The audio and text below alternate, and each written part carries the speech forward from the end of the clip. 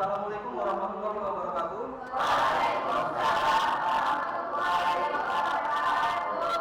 Alhamdulillahirabbil alamin. Wassalatu wassalamu ala asyrofil anbiya'i wal mursalin wa ala alihi washabihi ajmain. Ya, untuk pertemuan kita hari ini ada baiknya kita berdoa terlebih dahulu. Untuk itu saya minta untuk posmanya Fikri untuk memimpin doa ya. Kita memulai mata kuliah kita pada hari ini ya. Ya, silakan Fikri. Baiklah teman-teman, sebelum kita mengawali kegiatan pembelajaran pada siang hari ini, mari kita berdoa mulai.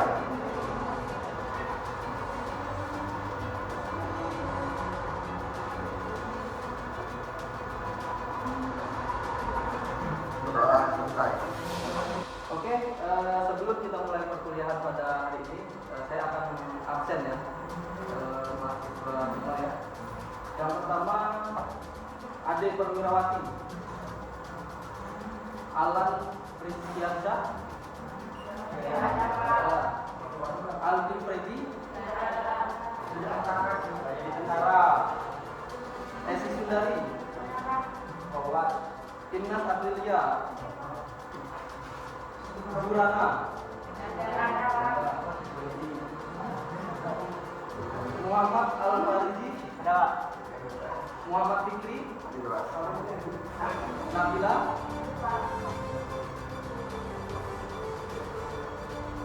Nurul Hidayani, Nurfani, Putri Dewi Anggraini, Rara Maulani, Resti. Biar kita lebih semangat lagi ya dalam belajar, ada baiknya kita breaking terlebih dahulu ya. Nanti kalau saya bilang ekonomi syariah, kalian jawabnya oke. Terakhir tetap semangat ya. Oke, ayo kita berdiri semua. Ketika saya bilang ekonomi syariah, kalian jawabnya siap ya? Ekonomi syariah.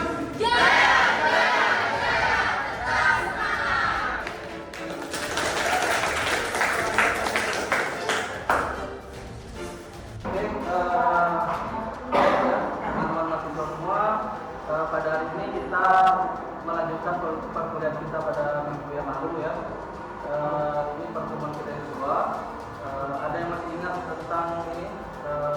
Sebelum saya jelaskan, di sini ada capaian pembelajaran lulusan, ya, yaitu untuk mahasiswa mampu menerapkan secara logis, kritis, sistematis dan inovatif dalam konteks pembangunan dan implementasi ekonomi makro Islam. Ya. Yang kedua yaitu untuk capaian pembelajaran mata kuliahnya, mahasiswa diharapkan mampu menjelaskan dan menguraikan mengenai ruang lingkup ekonomi makro Islam. Ya, ada yang masih ingat tentang ini mata kuliah pada minggu kemarin? Ya, silakan. Ruang lingkup ekonomi makro Islam yaitu mencakup analisis dan pengelolaan perekonomian secara keseluruhan dengan berlandaskan prinsip-prinsip syariah, tujuan mencapai tujuan ekonomi yang sejalan dengan nilai Islam seperti keadilan, kesejahteraan, dan kemerdekaan. Ya, ada lagi? Ya, baiknya saya jelaskan sedikit ya mengenai ruang lingkup ekonomi makro Islam ya. Ekonomi makro Islam adalah integrasi nilai spiritual dan material yang berfokus pada kesejahteraan umat dan pembangunan berkelanjutan yang berlandaskan Al-Quran, hadis, dan prinsip syariat ya. Ini adalah pendekatan komprehensif ya untuk memahami dan mengelola perekonomian. Ya. Selanjutnya yaitu konsep dasar ekonomi makro Islam. Ya.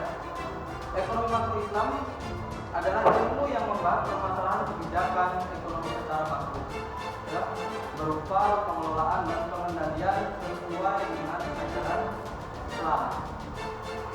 dalam membahas perspektif ekonomi Islam ada satu titik awal ya yang benar-benar harus kita pahami, yaitu yang pertama kebebasan bertindak, yang kedua keadilan, ya, keadilan sosial.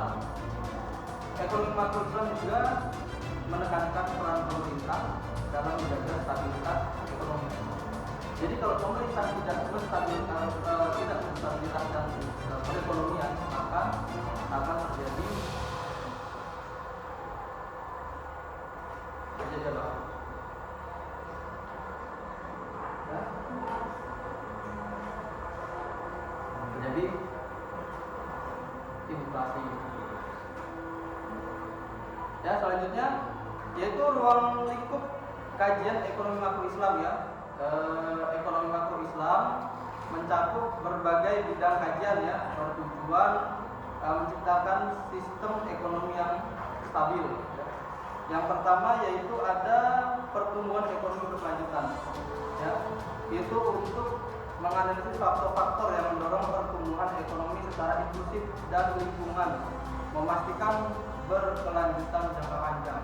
Jadi untuk perekonomian berkelanjutan itu pembangunannya itu secara jangka panjang, bukan jangka pendek atau menengah. Yang selanjutnya itu kebijakan fiskal dan moneter ya, itu untuk merumuskan kebijakan fiskal dan moneter yang didasarkan nilai-nilai Islam seperti keadilan dan transparansi dan pembagian hukum.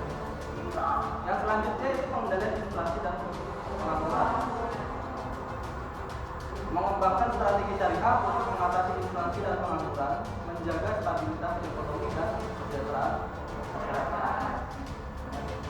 Yang selanjutnya itu peran ekonomi makro dan peran ekonomi makro Islam dalam pembangunan. Ya.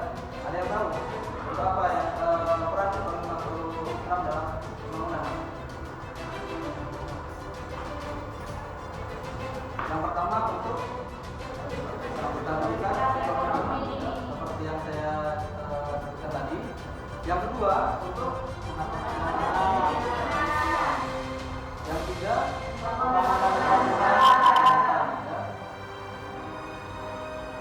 terus dalam ruang lingkup ekonomi makro Islam bukan berarti tidak ada hambatan ya, pasti ada hambatannya, dan setiap hambatan pasti ada solusi ya. Hambatannya apa? Yaitu terutama terkait dengan implementasi prinsip-prinsip syariah dalam skala besar ya. Rendahnya literasi keuangan syariah itu yang kita alami saat ini ya, kurangnya literasi keuangan syariah ya, serta kurangnya dukungan keuangan dan sumber daya manusia yang berkualitas. Jadi bank-bank syariah sekarang ini awalnya itu ada bank syariah mandiri, ada bank BRI syariah, tapi sekarang sudah digabungkan menjadi satu, jadi Bank Syariah Indonesia. Ya. Solusinya apa? Solusi yang ditawarkan yaitu meliputi penguatan literasi keuangan syariah, pengembangan produk dan jasa keuangan syariah. Ya, jadi caranya yang pertama yang harus kita kuatkan literasi keuangan syariah ya, seperti kalian ini kan kuliah di Institut Islam Al-Madani ya. Nah, jadi dan prodi yang kalian ambil itu prodi ekonomi syariah. Iya, harus paham dan harus mengerti tentang literasi keuangan syariah. Oke. Selanjutnya kebijakan dan institusi ekonomi makro Islam ya. Kebijakan dan institusi ekonomi makro Islam bertujuan untuk mencapai kesejahteraan dunia dan akhirat dengan menghindari masalah seperti inflasi. Ya, kenapa kita harus menghindari inflasi? Ada yang tahu? Karena kalau terjadi inflasi, kalian merasakan tidak? Yang zaman dulu uang 100.000 itu bisa kita gunakan 1 minggu, dan untuk hari ini 100.000 hanya kita gunakan dalam nggak nyampe sehari, hanya 1 jam bisa habis. Karena apa? Karena nilai mata uangnya menurun ya. Nah, jadi harga barangnya naik, jadi nilai tukarnya menurun. Nah, jadi itu jangan sampai terjadi ya. Oke, baiklah, mungkin perkuliahan kita cukup sampai di sini ya. Jadi sebelum saya tutup, saya akan memberikan tugas kepada kalian semua, yaitu tugas review mengenai materi yang ada di RPS yang saya bagikan ya minggu lalu, dikumpulkan minggu depan ya. Untuk kesimpulan pada hari ini, yaitu ekonomi makro Islam adalah pendekatan holistik yang menawarkan alternatif berkelanjutan untuk mencapai kesejahteraan universal ya, terutama mayoritas nilai. Mengintegrasikan nilai spiritual dan material, memastikan bahwa pertumbuhan ekonomi sejalan dengan prinsip syariat. Yang selanjutnya yaitu pembangunan berkelanjutan ya, berfokus pada pembangunan berkelanjutan dan sosial, mengurangi kesenjangan dan menciptakan masyarakat yang lebih adil. Yang selanjutnya yaitu kebijakan dan institusi ya, pentingnya kebijakan dan institusi yang sesuai syariat untuk mencapai kesejahteraan umat secara menyeluruh. Oke, baiklah, mungkin pertemuan kita cukup sampai di sini ya. Kurang lebihnya saya mohon maaf. Saya akhiri, wabillahi taufiq wal hidayah. Wassalamualaikum warahmatullahi wabarakatuh.